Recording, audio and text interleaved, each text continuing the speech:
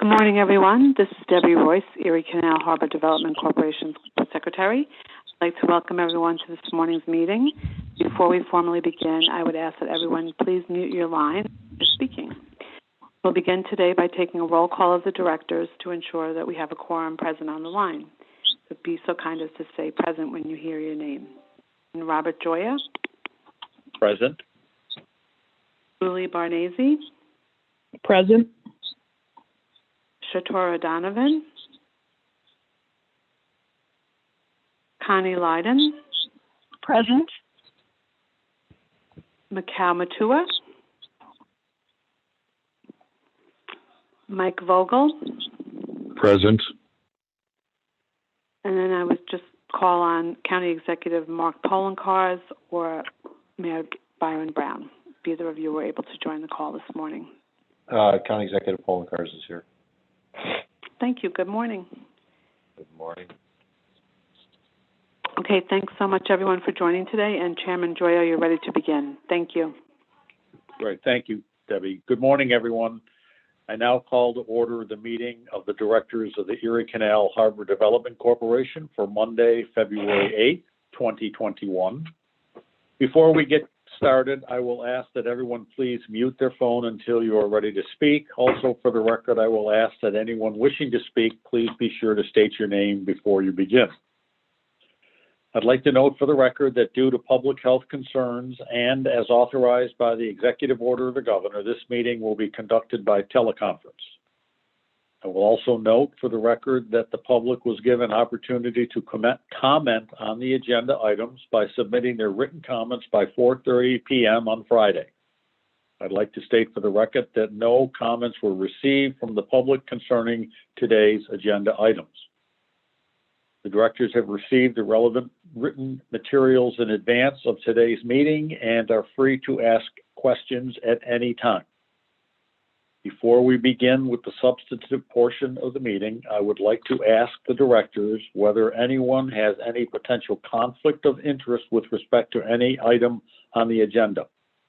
If so, I would ask that you please make an appropriate disclosure at the record at this time, and we will then make sure that you may recuse yourself from any discussion or voting regarding such item.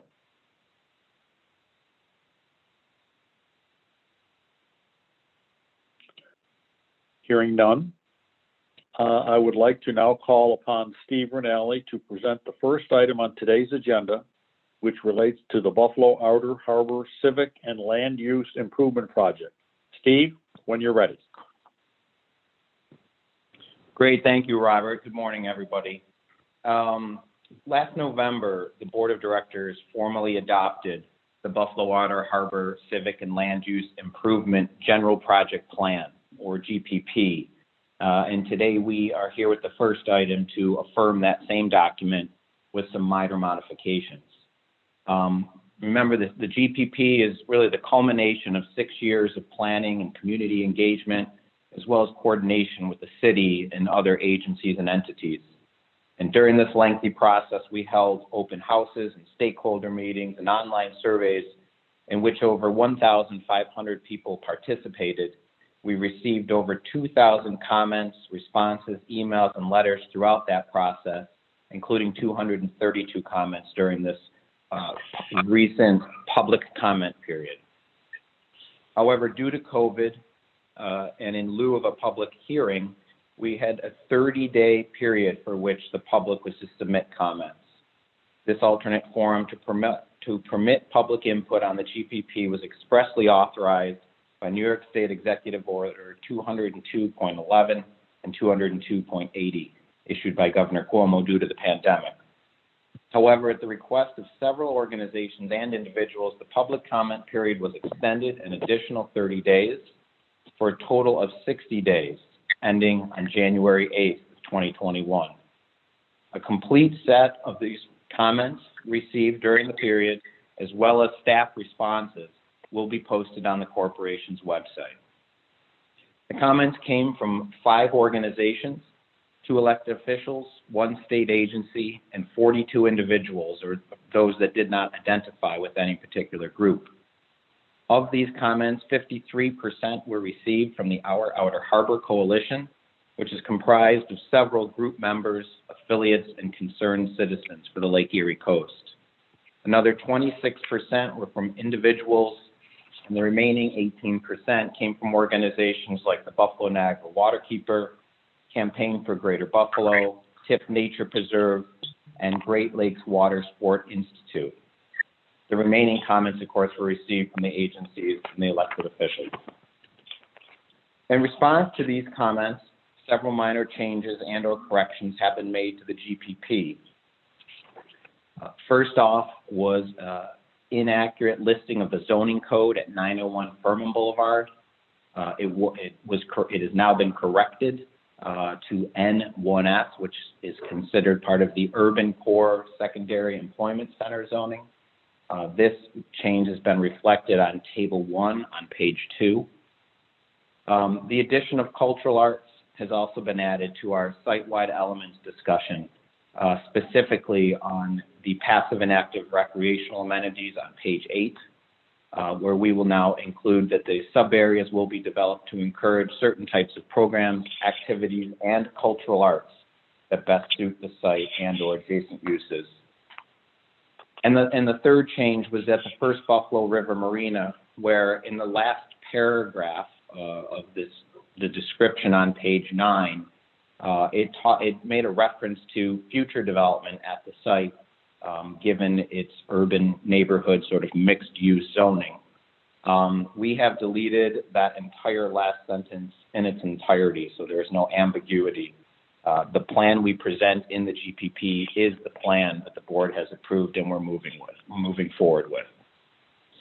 While only minor modifications are being suggested, I would like to thank everyone who has participated in this process. And I said it's been ongoing for a while, and we have had many individuals coming to our meetings and conversing with us since 2014 when we started. So I'd like to thank everyone for filling out those surveys, sending in their own ideas, submitting pictures, or even in many cases, their own plans. And for others, just voting with their participation at all the summer programs we've had over the last few years.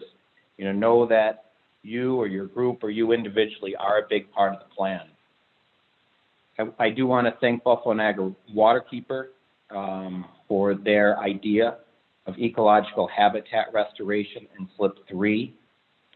Not only does this support the lake in and of itself, but it is a extremely cost-effective location to remove decades worth of future Buffalo River dredgings. For the Blue Way Trail and including a stop at Wilkeson Point, and for also their past experiences and best management practices for helping us to select plant species and materials that will support upland habitat while surviving the harsh environment. A little thank you also to the folks at TIP Nature Preserve and the DEC for some help there. To our Outer Harbor Coalition for the redesign of Wilkeson Point to separate it from Times Beach, to emphasize a green First Buffalo River Marina across the way, to relocate a lot of large-scale events from Wilkeson and focus them down at Terminal B in the southern end of our property, for the idea of a butterfly garden or meadow along Furman Boulevard, and for the protection of a stand of cottonwood trees near Bell Slip. The Campaign for Greater Buffalo also provided some great ideas, included like relocating the ferry landing at the marina, emphasizing overlooks so you can actually see the lake over the break wall, permanent food and beverage at Wilkeson, and finally sort of this notion of having a main trailway or spine throughout the property with different moments along that way or comfort stations so that folks can intuitively move from one point to the next throughout 2 miles of waterfront property. To the 21st Century Park on the Outer Harbor, kudos to them. Back in 2014, they submitted a plan where they hired Michael Van Valkenburg, who's now working up at Centennial Park. But they submitted a plan for our Outer Harbor, which included an amphitheater and a natural playground, as well as using an Umsteadian design vocabulary that we will employ throughout the Meadows sub-area and our trail network.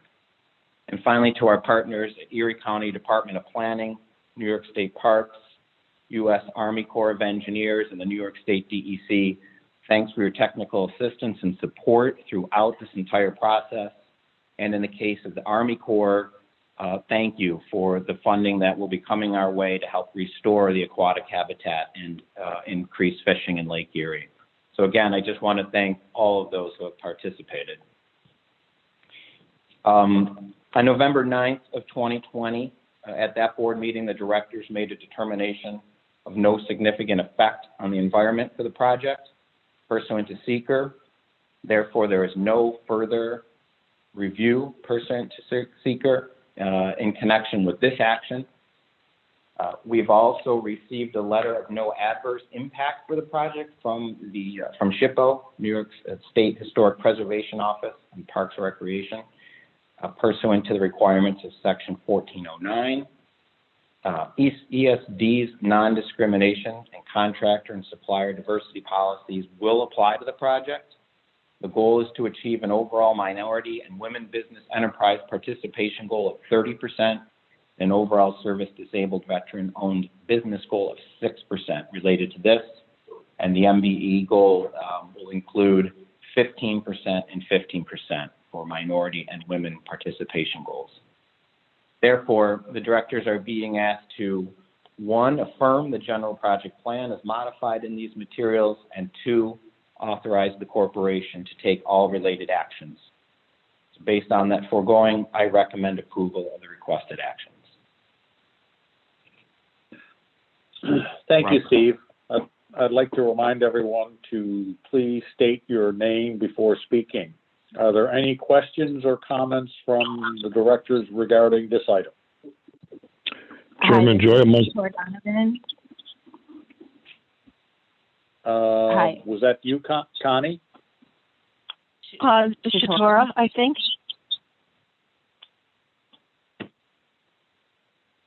May I proceed? Yes, you may. I'm sorry. Okay, that's okay. Thank you. Thank you, Mr. Rinelli, for that recap of what we're voting on today. And it's a very ambitious plan and one that will impact the future of our region for generations to come. Some of the things that I want to ask as we look to vote on this matter is that, you know, this is a 20-year plan that we are embarking upon, and the first phase of this plan goes through 2026. Can you please, first of all, speak on how future tranches of funding will go to support this plan? Sure. Well, again, the phase 1 portion of the project, which we have a budget of $44,300,000 for across several projects from Wilkeson Point, Bell Slip, Terminal B, and the habitat restoration in Slip 3. We have funding in place for those, and that is a mix of our own NYPA relicensing agreement. We'll be using some additional funding from the governor under his Buffalo Billion 2 program, as well as federal money to be used in the SLIP. Beyond the first phase in the out years, we will have additional NYPA funding in place to move forward with some of those projects. And of course, we're always hopeful that we'll receive additional funding either from the state or, teaming up like we are doing with the feds on this on the program and the SLIP. I think we'll always be looking for different opportunities where we can be providing a match dollar to either other federal or state dollars as well. And in addition to the capital improvements, there's also going to be increased operations expenses for this project. So can you please speak to the plan to sustain that where the outer harbor will sustain itself on an operations level annually? Sure. Again, in the GPP, this would be on page 19, we have an operations and maintenance budget included, we're estimating $788,000 annual expenditure for administration, security, maintenance, repairs, utilities, insurance. This will also include some of our vendor contract services for environmental permitting, planning, design for repairs, things like that. Again, we have NYPA funds in place and set aside for this next 10-year period, which assumes the capital improvements we're making in phase one. We also have another item that will come up hopefully in a minute, but obviously we believe that there is an ability to bring in revenue related to the property on the Outer Harbor that will offset to a large degree these costs. We already have in place a First Buffalo River Marina revenue generating contract. And so we bring in funds there, and we have over the last couple of years and hope to re-up it today, an events and concessions contract. And again, we're hoping that to a large degree, the revenue brought in from those two contracts will directly offset the O&M cost, of which we've teamed up with New York State Parks for the last how many years, and again, late last year, re-upped them for another 4. So we feel comfortable that we have good partnerships with state parks. We think we have a cost-effective and efficient way to handle O&Ms, as well as a budget in place to handle those over the long term. Thank you. My last question right now is that, you know, this is a 20-year plan, and so we're living in times where the environment, the ecology, and socially, the priorities are changing quickly. So we've had a public comment period that was satisfactory for this phase. How are we going to continue over the course of this plan to solicit input from the public? Well, we in the first 2 GPPs we've had for the Outer Harbor, one for Wilkeson Point, and then the second one for the bike park and the improvements there.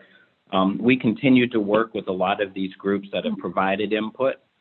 A lot of the stakeholders themselves, whether that be our partner agencies from Erie County Department of Planning, DEC, Army Corps, they will all remain fully engaged throughout the design process with us.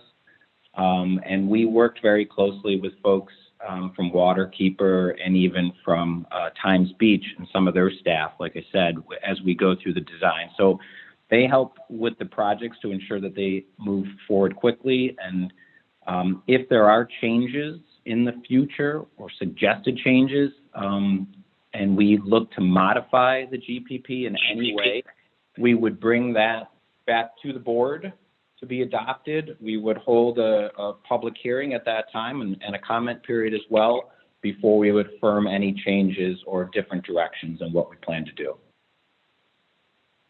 Thank you. Mr. Thank you. Chairman, Any other? Yes, hi, Go Mr. ahead. Chairman. This is Byron Brown, Mayor of the City of Buffalo.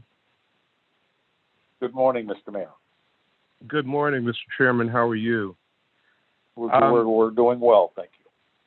Good. My question kind of dovetails on the questions that were asked by Board Member Shatora Donovan. Mr. Rinaldi mentioned revenue generation, and he mentioned revenue from the marina and events and concessions. Mr. Rinaldi, can you just expand on how much revenue in the business plan is contemplated from those 2 sources? And are there other sources of revenue that are being contemplated? There are multiple sources of revenue. We obviously are going to be using some of our NYPA relicensing agreement as we move forward to pay for operations and maintenance. The revenue from the marina, as well as the events and concessions contract, there are base rents in those contracts, and then there are revenue shares revenue sharing devices based on what's coming in as well. Again, we'll be bringing up the second item before, but we are typically doing between $40,000 and $50,000 a year in revenue at the First Buffalo River Marina. And our expectation moving forward with the events and concessions revenue is that we think it will be in the $200,000 to $250,000 annually. Obviously, with COVID, I think that anything that occurs this year, maybe even next, would be impacted. But again, we're hopeful that roughly half or so of the estimated annual O&Ms will come from revenue sources, and the remaining will come from NIPA. And what do we assume sustainability will be annually? I know that you mentioned a $780,000 annual operations and maintenance budget. Is that what the figure is for sustainability annually going forward? Well, again, that figure includes all of our administration, security, maintenance, repairs, utility insurance, as well as assuming, as I said, some of our environmental services. We're doing annual repairs due to minor repairs, frankly, due to SAICH damage and ongoing permitting of the property due to the environmental contamination that's out there. So we have kind of everything in that budget, and that's our annual fee for the next 10 years. Okay. What is the projection for job creation here? And is there a diversity plan for the jobs that will be created at the Outer Harbor? Well, the Outer Harbor plan is an open space plan based on the zoning that we worked with you and the rest of the city to come up with. So we're really, the part that we're moving forward out, this does not include Terminal A. This is an open space plan. So there will be opportunities for seasonal employment out there. And overall, this GPP does employ minority and business enterprise goals. We have an overall goal of 30% or 15% for M, 15% for W, as well as a 6% goal for our service-disabled veteran-owned businesses. All right. Thank you very much, Mr. Rinaldi. Thank you, Mayor. Thank you. Any other questions, comments? I have a comment. Connie Leiden. Hi, Connie. I have carefully read through the GPP, and I really feel that it has been very sensitively and thoughtfully constructed. There seem to be plenty of checks and balances built into the plan as we move forward with both the design and construction process. One of the things, as you all know, I'm very concerned with is always operations and maintenance, and I am most impressed by the continued attention paid to operations and maintenance costs by ECHDC. Thank you. Thank you, Connie. Anyone else? Mr. Chairman, Mike Vogel, may I comment? Yes, sir. As Steve said, I think we need to really take the time to thank everybody who took the time and trouble to voice their own opinions about the waterfront and help this process along. I read through all of the comments, and I was struck time and time again by the passion that people have for this waterfront, their waterfront really, and their hopes that Buffalo gets this right, not just for them, but for a future generation. It's rare to have such a great chance to reshape that future. Community input's crucial to getting it right.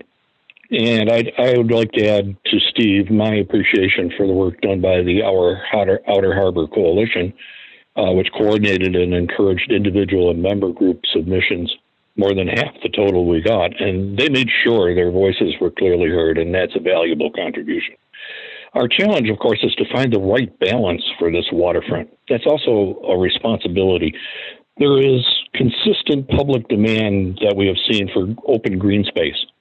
But we have heard from people and groups who define that in different ways. For some, it means more of a nature preserve, and for others, it means active recreational parkland.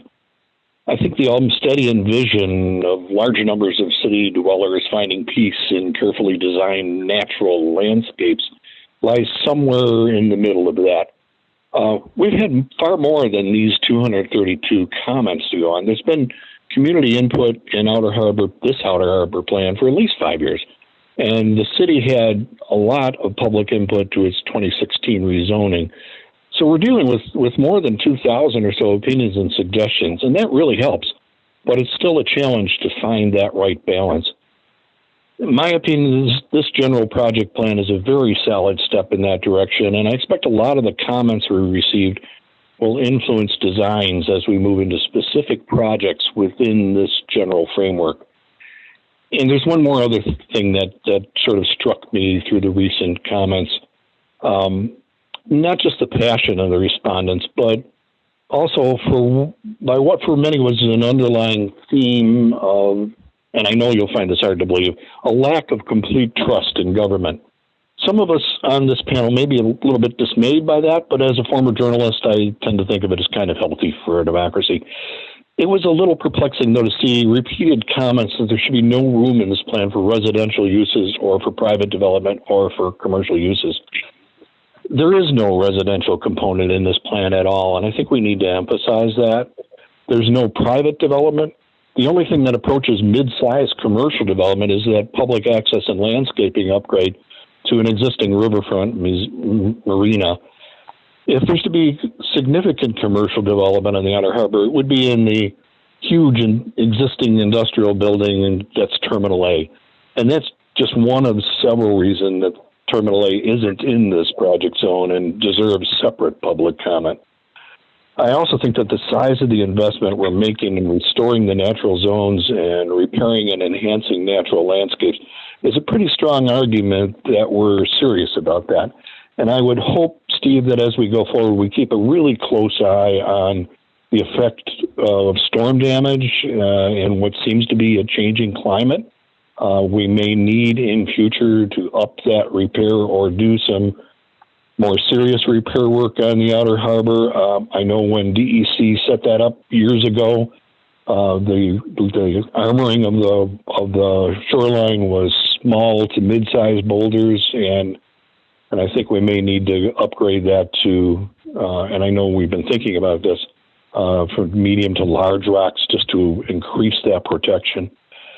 And there were a lot of positive comments in the feedback we saw, and we saw a lot more people voting for this waterfront by going out there and enjoying it during the warmer months of the pandemic.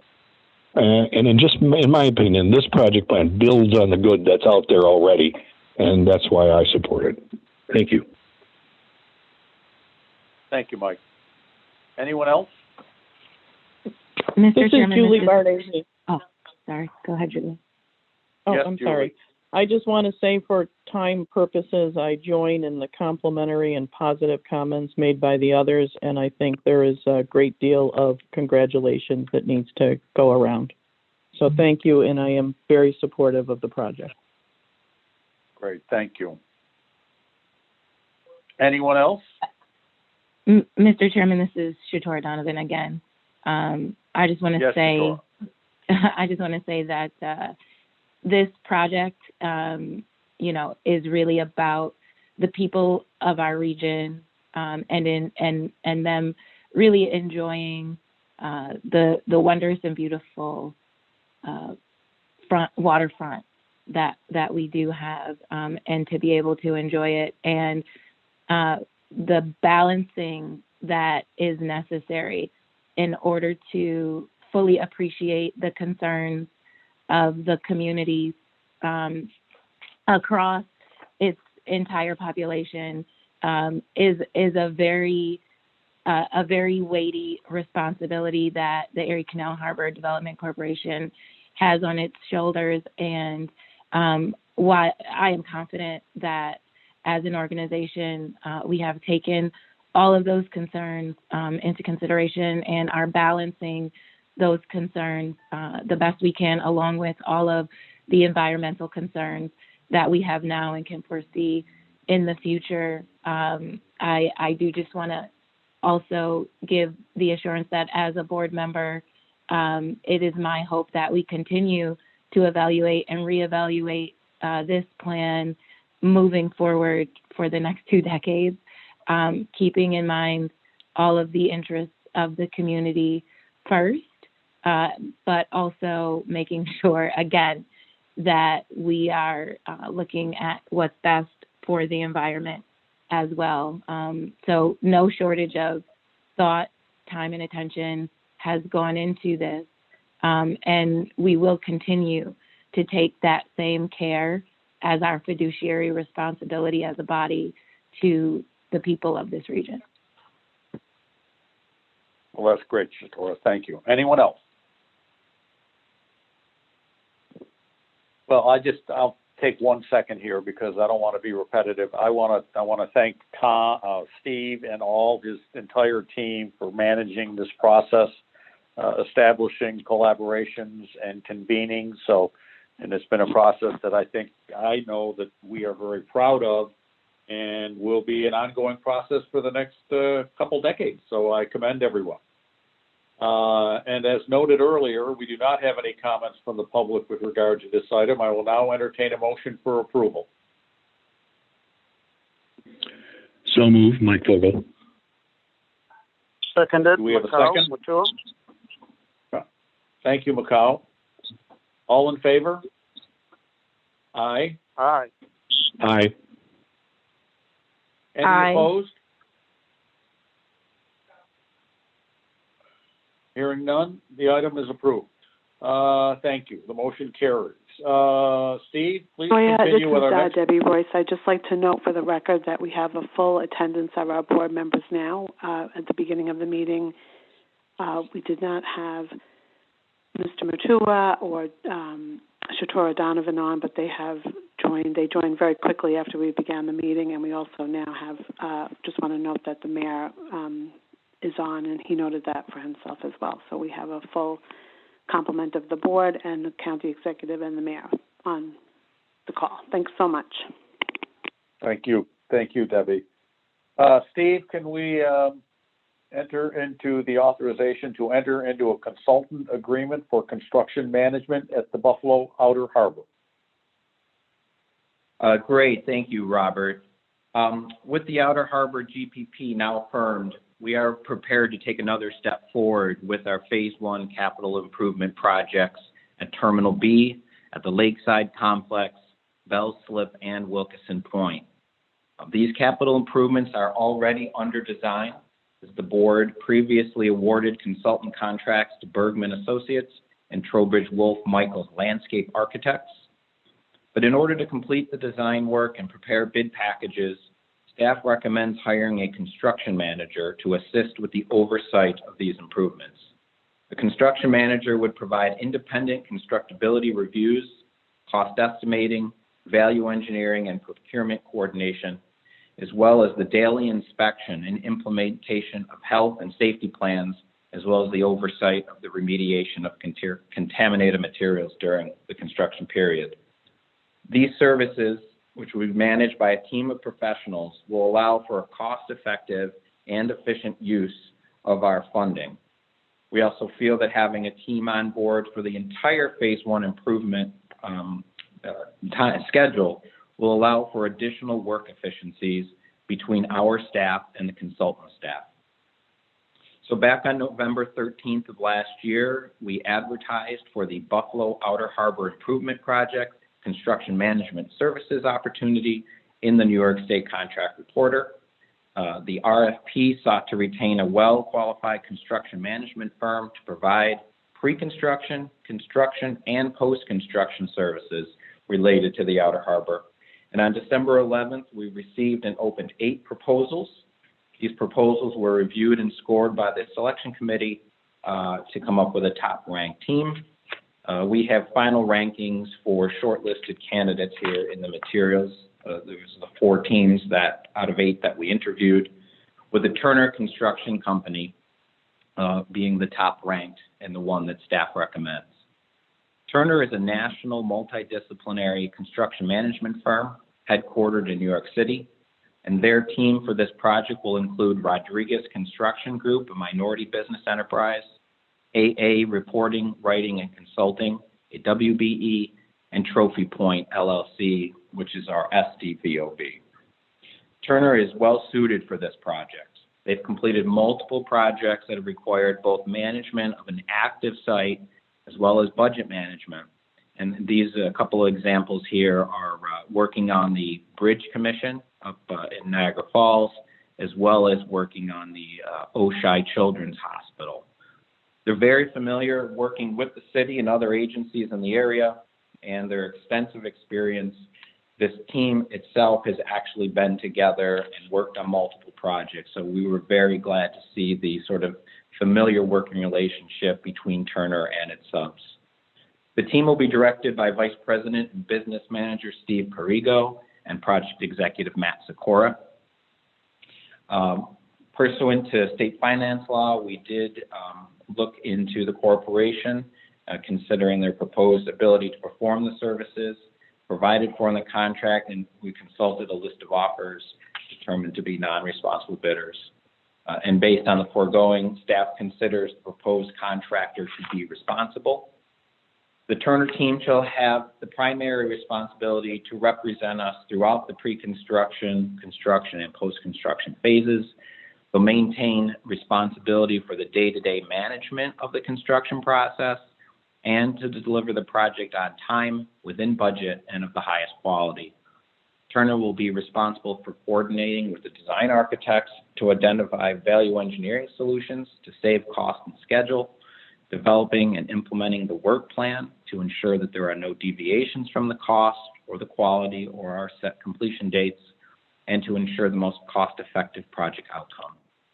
The Turner team shall provide and coordinate all necessary services in order to complete the task included. This agreement will cover fees and expenses for all Phase 1 construction improvement projects, and the total amount for the Turner team to complete the above scope for this initial Phase 1 project, Phase 1A project, shall not exceed $545,400, which does include a contingency of $90,900. We will be using New York Power Authority relicensing agreement funds for this. And as more funding becomes available, we will work with Turner to negotiate future fees, and we'll come back to the board to amend this agreement for the remaining Phase 1 improvements. Just to be clear on that, the Phase 1 projects will in turn be kind of broken down into smaller phases. And so today we're just talking about Phase 1A. Again, we have the same goals we have for the entire GPP that we went over. An overall 30% MWBE participation goal, as well as the 6% SDVOB goal. And you can see that we are a little bit high with Rodriguez at 25%, and a little low on the WB overall, but overall we will get there. We're going to continue to get there, I should say. Overall, the Turner team has achieved the combined involvement at 35% and the 6% SDVOB. The directors made a determination of no significant effect on the environment for the GPP back on November 9th of 2020. And this determination addressed all aspects of the proposed project, including construction management activities. Therefore, no further environmental review is required in connection with this action. The directors are requested to make a determination of responsibility with respect to the proposed consultant, to authorize the corporation to enter into a contract with the Turner Construction Company for an amount not to exceed $454,500 plus a $90,000 contingency for a total contract amount of $545,400, and finally to take all related actions. Based on the foregoing, I recommend approval of the requested actions. Thank you, Steve. And again, state your name before speaking. Are there any questions or comments from the directors with regard to this item? Chairman Joya, Connie Lyden, I have a question. Yes, Connie. Steve, would you please explain how ECHDC will coordinate with Turner Construction Management for Phase 1A? Just, will you be meeting on a daily basis, a representative from ECHDC with Turner, weekly, monthly? Yeah, so it'll vary a little bit as we go throughout the process. We have our Christine Kemmis, our Senior Director of Facilities, who has been in charge of the One Design project, and Mark Wendell, our Senior Director of Design, working with the other consultant team. So both of them will be engaged throughout pretty heavily, I suspect, a couple times a week during the pre-construction services as we look to value engineer, review drawings, and get these projects out to bid. Ultimately, we will have one person assigned to attend what will likely be a bi-weekly meeting during the construction process, although, others in the team will be involved throughout. And then as we go into the post-construction phases and wrap up and turn this over to our O&M staff, Christine, as well as Chris Catanzaro, will get heavily involved so we can transition out and manage these spaces. That's great. Thanks, Steve. Thank you. Any other questions or comments?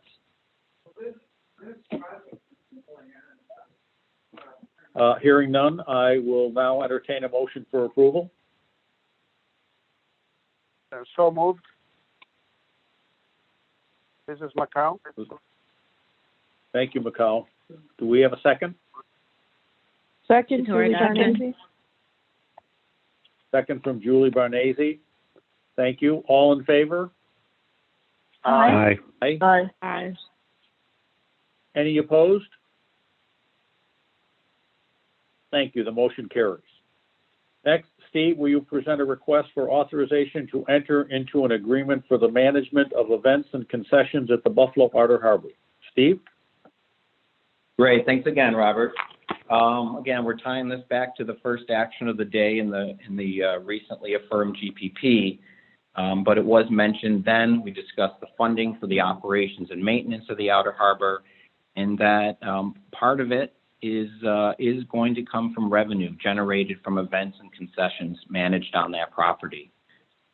It's been almost 10 years now that the Outer Harbor has been hosting a number of programs, both large and small scale events, including concerts, beginning back in 2012, actually, when the NFTA held concerts out at the former pier site for a 4-year period. And then when ECHDC began managing programs and events, we included food and beverage at Wilkeson and have been amping it up ever since to include fitness classes, festivals, charity races, walks, public art, and just, so many more programs and events for people to come out and do. The recently concluded 5-year agreement that we held with Be Our Guest, it brought in over $220,000 to the organization. And again, this was through annual rent payments and a sharing of the revenue. Last year, back in April of 2020, we put out another RFP seeking qualified bidders to manage the next events and concessions contract for the Outer Harbor. On July 19th, we received 2 responses, and we interviewed both of those firms on July 28th. And after the interviews, the scoring committee determined that Be Our Guest had the strongest proposal and interview through that process. As I mentioned, Be Our Guest has managed the Outer Harbor for us for the past 5 years. They're also managing Canal Side, and their staff is obviously experienced. They know the site quite well and can jump right in to the scope of work. And they will be committing additional staff resources to the Outer Harbor as we move forward into this next contract. This 3-year contract is projected to significantly increase the amount of revenue paid to us over from the previous one, as I mentioned. And these funds, again, will be used to offset operations and maintenance costs. Be Our Guest will administer and manage events and concessions on the Outer Harbor from Lakeside Complex down at the south end through the Wilkeson Point property at the north. And this time it will include the bike ferry landing as well. Their scope includes the public space activations, food and beverage, marketing, sponsorships, and of course, events and programming. The contract is anticipated to begin no later than March 31st of this year, and it will expire on March 31st of 2024. The timing of that matches up with the likely expiration of the canal side contract as well. This is a revenue generating agreement and has no cost to the corporation.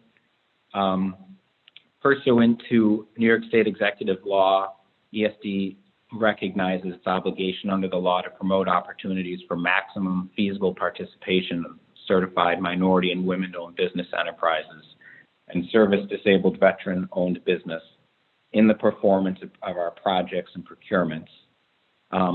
We have worked with ESD to review this contract, and we have established a goal of 5% for MWBE participation and no goal for SDVOB participation.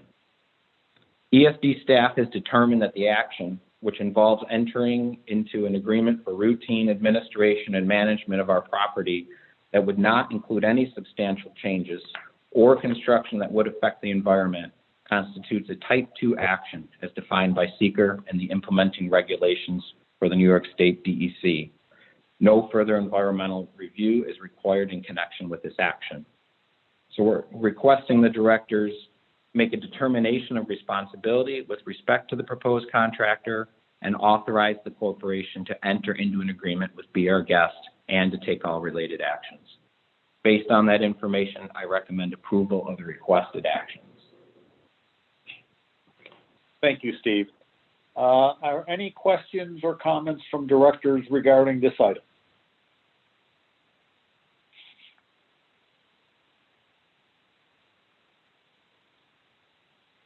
Hearing none, I will entertain a motion for approval.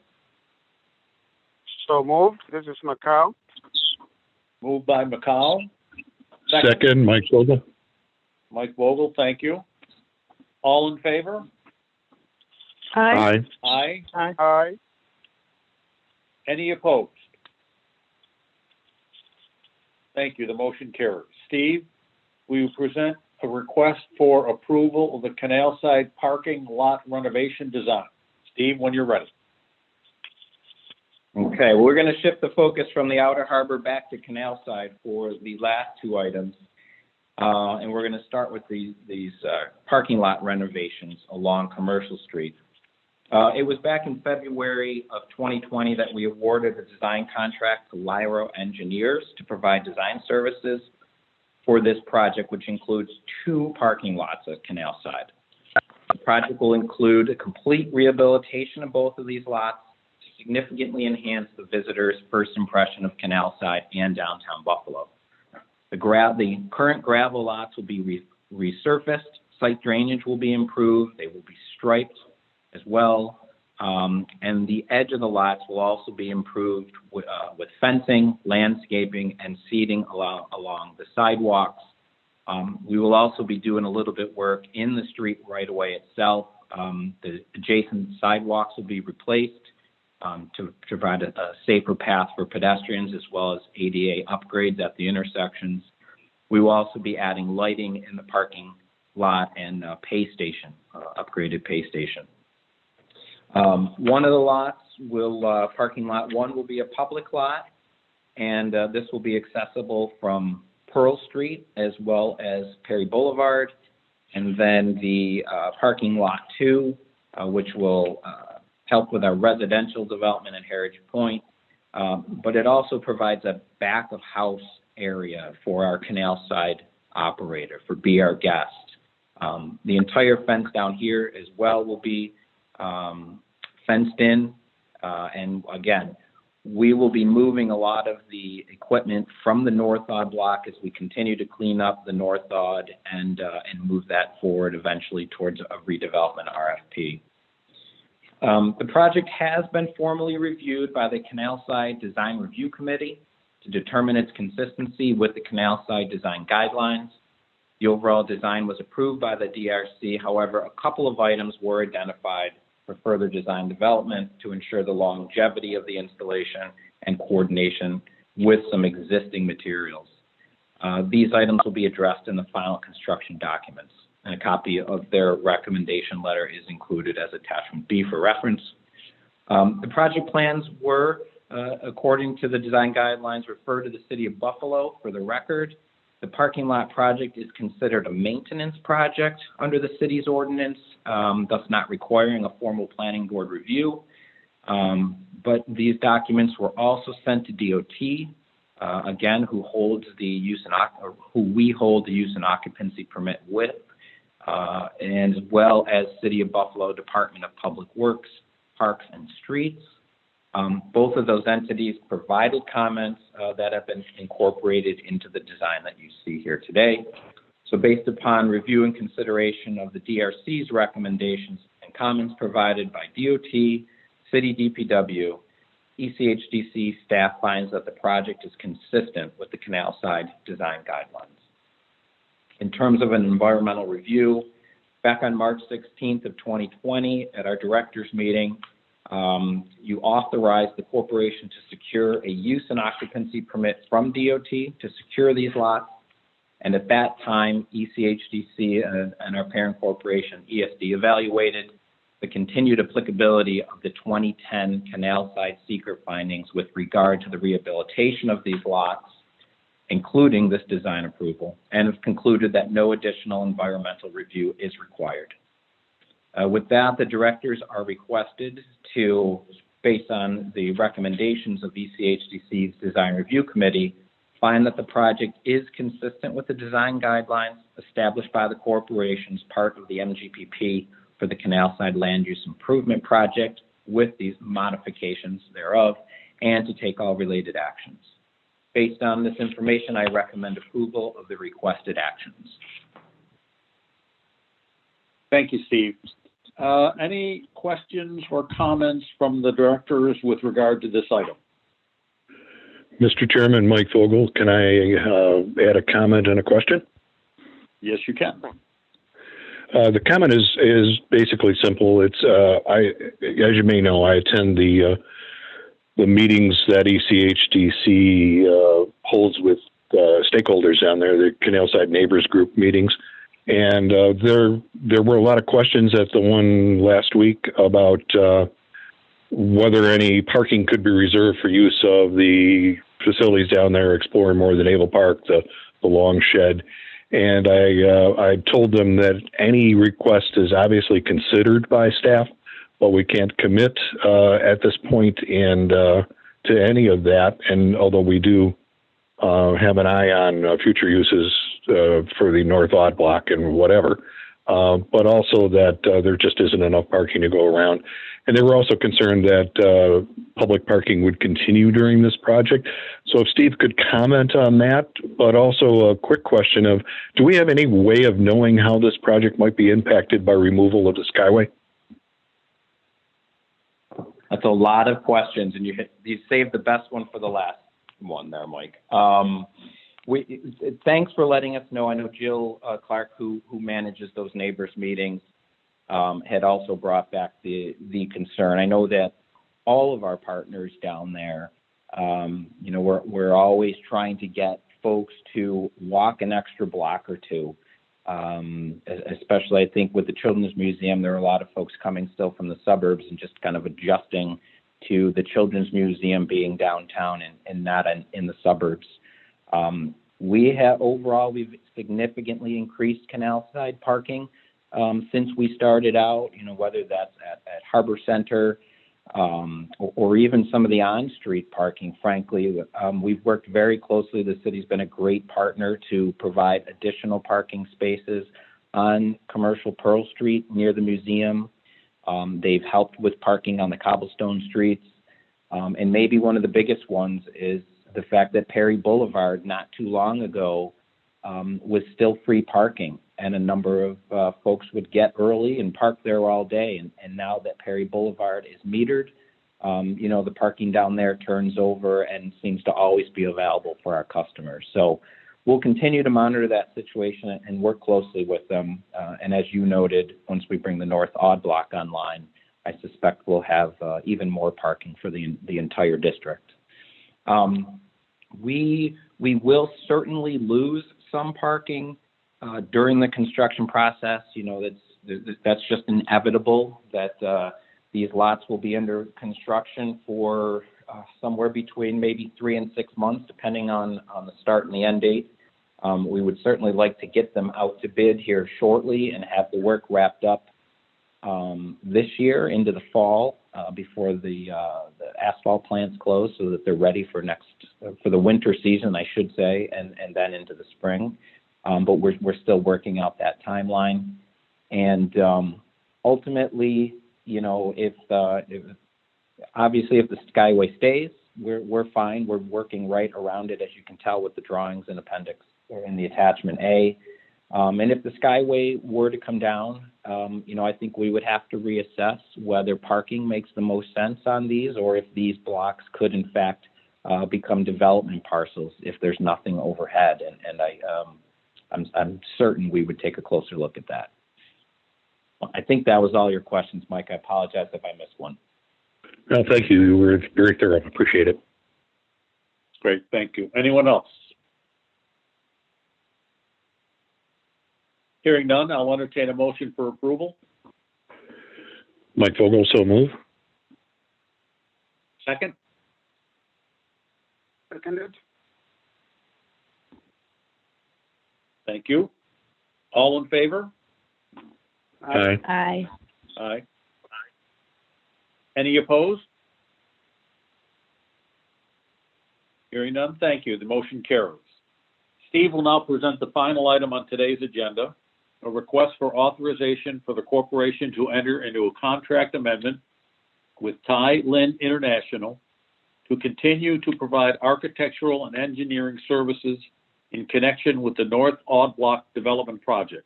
Steve? Thank you, Robert.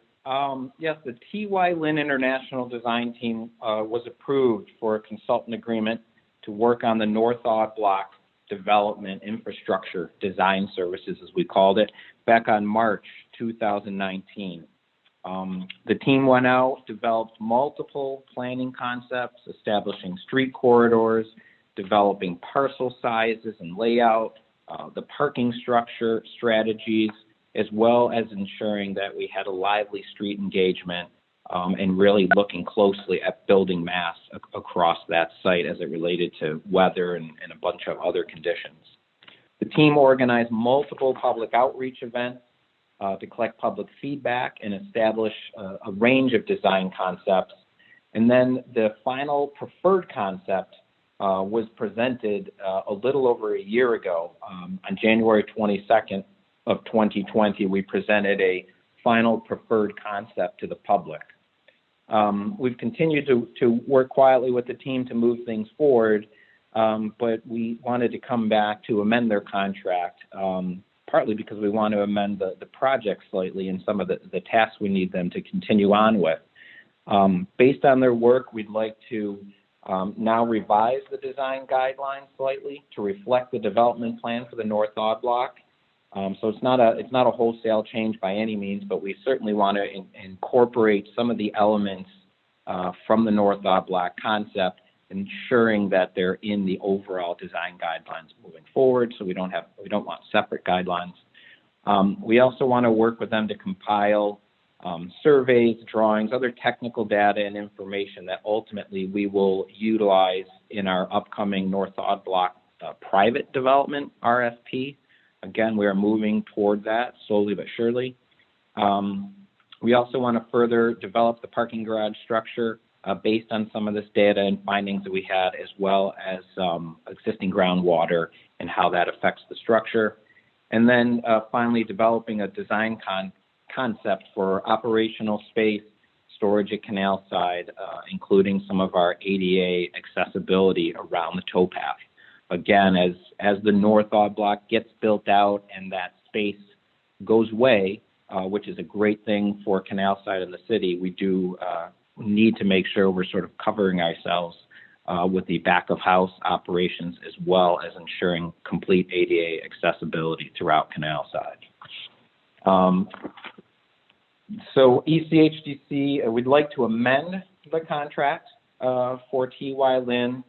We laid out in the original, when we hired them, we had a number of tasks, basically 1 through 7, which got us from concepting design all the way out through construction administration. We would like now to amend their work to include tasks 3 through 5, which really takes us nearly through a final design scope of work, and being prepared to get some work out on the street. Again, these overall services were sought as part of the original RFP, but the board only awarded tasks 1 and 2 previously. Now that those are complete, we would like to continue with the project, and certainly once we complete these tasks 3 through 5, we'll come back to the board with next steps as well. We'll be modifying consultant service schedule as well. We'll start with task 3 here, likely in March, once the paperwork would be filed, and then run through about an 18-month period through September of 22 to complete task 5. The amendment will cover the fees and expenses for this 18-month period. The contract amount with the TY Lin team to complete this shall not exceed $612,234, including a contingency of $100,000. And again, in this case, we'll be using NIPA money, but this will be from our industrial incentive funding stream. Again, we will be using MWBE firms. This is the same team we had originally. We'll re-employ the MWBEs there to achieve, again, an overall goal of 30% for MWBE, as well as, in this case, a 3% goal for SDVOB. And we have listed the firms below and where we are at.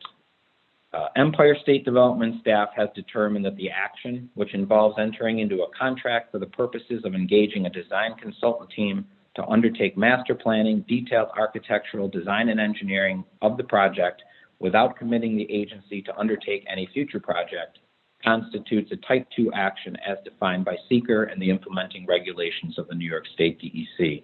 No further environmental review is required at this time. The directors are requested to make a determination of responsibility with respect to the proposed consultant, authorize the corporation to enter into a contract amendment with TY Lin for an amount not to exceed $512,234, including reimbursables, plus a contingency of $100,000, apologize for the typo there on page 7, for a total amended contract amount of $1,207,550, and to take all related actions. Based on the foregoing, I recommend approval of these requested actions. Thank you, Steve. Any questions or comments from any directors?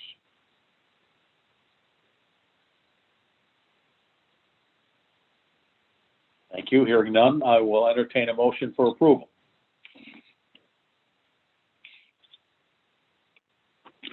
So moved, Mike Vogel. Moved by Mike Vogel, and I didn't hear the second. Julie. Julie Barnese in the second. Thank you very much. All in favor? Aye. Aye. Are there any opposed? Thank you. The motion carries. Therefore, there being no further business, may I have a motion to adjourn this meeting?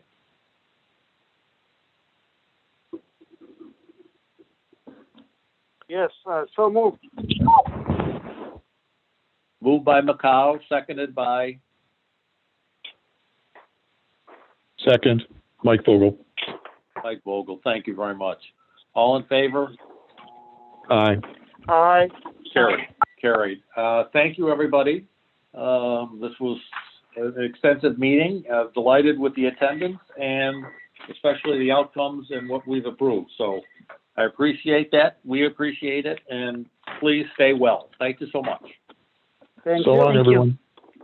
Goodbye. Thank you. Bye-bye. Bye now. Debbie, thank you. Thanks. Thanks, Debbie. Take care, everyone.